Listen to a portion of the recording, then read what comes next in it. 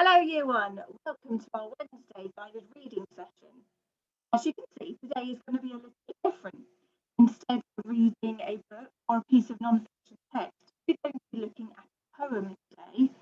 Now, I've given you a little bit of a clue. If you can see my screen, what do you think my poem might be about today? Have a look around. We can see a volcano here. Nice clear skies, all the rocks and some plants. It's a bit of a tricky clue, but it might give you some ideas. So let's have a look then at what we're going to be doing today. Okay. So our learning question is, how do brilliant readers recall events that they have read about? So we've done lots of recall over the last couple of weeks. So I know you're going to be amazing at this today. And I know you've got lots of skills to help you answering some questions with me later on. So our warm-up is our prediction. We're guessing what our poem might be about today. So like I said before, my screen was a little clue. Here comes the next clue. Our main activity, we are reading the poem Roar. Do you know any animals that might roar? Maybe animals that live in places like my screen, places with volcanoes and deserts. Interesting. Let's carry on and find out. So then our main task, after we've read our poem, will be looking at questions on the poem and answering them together. And that's where our recall skills will come in handy. So let's see what we need today. You need to get yourself your whiteboard and your pen, or your writing book and pencil, because we're going to be writing down our answers. And as always, you need your super brain, your lovely looking eyes, and definitely your super listening ears today. So let's have a look at our poem. I wonder if you can guess what kind of animal is going to be featuring in our poem Roar today. It's dinosaurs. Well done if you knew it was dinosaurs. When I first read the title, I thought it was going to be about titans.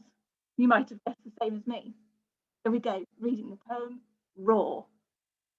Stomp, stomp went the feet of the dinosaurs to the jungle beat. Crunch, crunch went the jaws of the many hungry dinosaurs. Snap, crack, munching trees, breaking off branches with ease. Screech, screech came the sound of dinosaurs above the ground. Bang, bang, a dinosaur fight, breaking rocks with all their might. Crash, boom, you could hear volcanoes bursting far and near. Scratch, scratch went the claws of tiny baby dinosaur paws. Roar, roar, they make you shake, just like a loud, frightening quake. Stomp, stomp went the feet of the dinosaurs to the jungle beat.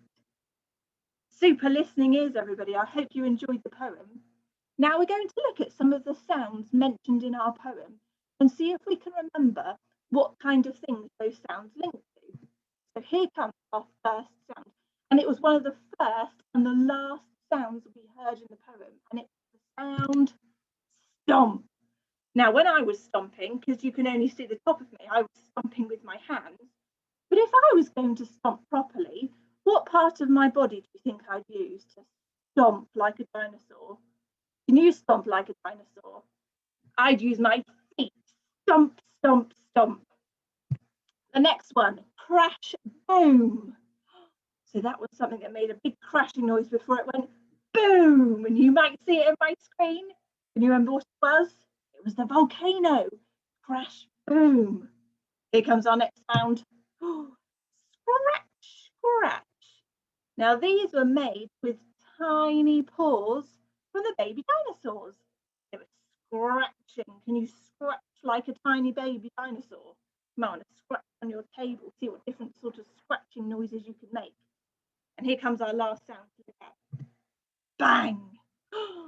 Now bang, I bet that sound's made a lot by the dinosaurs, but in our poem, it was when they were fighting and they were banging against rocks. That's how strong and big they are.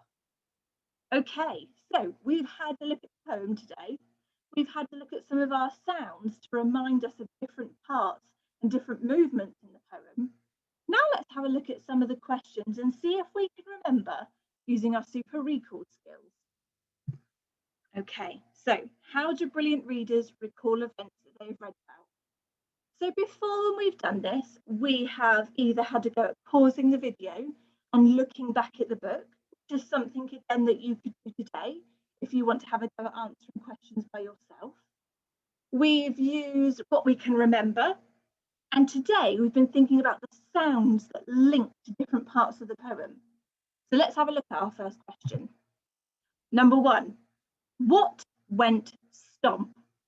Now, I don't know if you can see, but on the side of your screen, hopefully over here, you should be able to see the whole poem all together, but I have sneakily covered up the answers. So what went stomp? This was something that we see at the beginning of our poem and at the end. Stomp, stomp, went the... If you know the answer, write it down now. You can pause the video if you'd like some extra time. You only need to write one word. Stomp, stomp. What body part went stomp? Okay. If you'd like to pause the video, you can. If not, I'm going to reveal the answer. Here it comes. What went stomp? The feet. Fantastic if you remembered that. Stomp, stomp went the feet. Like we said, that was at the top of our poem. And down here at the bottom again, it opened our poem and it finished our poem. Well done if you've written the word feet. Fantastic. Here comes question number 2. What sound was made when they were fighting? Oh, now we talked about this one when we were looking at the sounds. We said that they were big and strong and they were breaking the rocks, weren't they?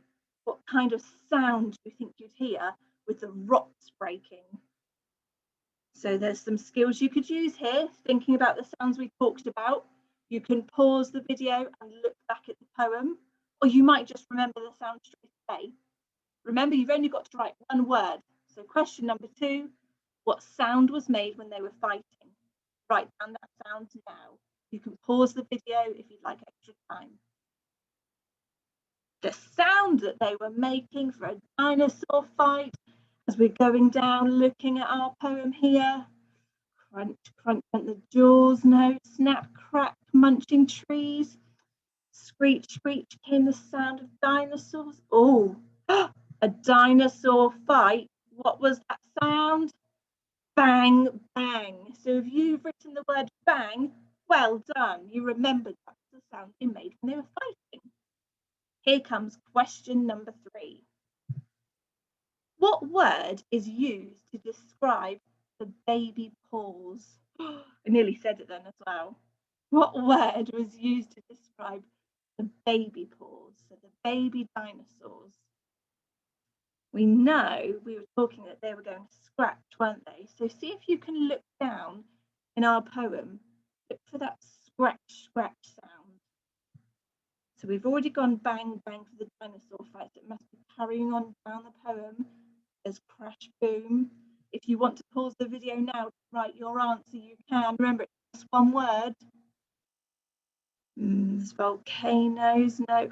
Oh, here we go. Scratch, scratch went the claws of Tiny. Well done if you've written the word tiny. Tiny baby dinosaur paws. Okay, here comes then our very last question. Question number 4. And let's see, we've only got one part of our poem covered up now, so that's the last clue to help you there. Something they make you shake just like a loud, frightening quake. What sounds make you shake? Ooh, I'm struggling to remember this one myself. What sounds make you quake? Now, if you're struggling like me and you can't recall the event straight away, you can't think of that sound, it might not have been a sound we talked about, or I'm not sure. What I would do, I would stop what I'm doing now and I'd go back to look at the poem to help remind me, and that would help me recall the event. Okay, you can pause the video and have a look back now, or pause to write down your answer. What sounds make you shake. We know it's that last blue box down the bottom there. Let's see. Oh, of course, it's the poem's name. Roar, roar, they make you shake, just like a loud, frightening quake. Well done if you knew that was roar. You even beat me to it. Fantastic job today. Well done, everybody.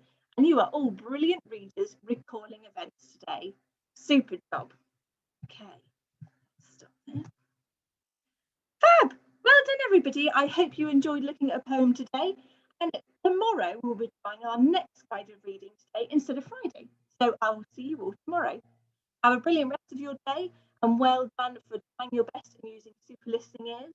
Remember, if you have any home learning you'd like to share, you can share on Tapestry with your teachers. See you soon, everyone. Bye.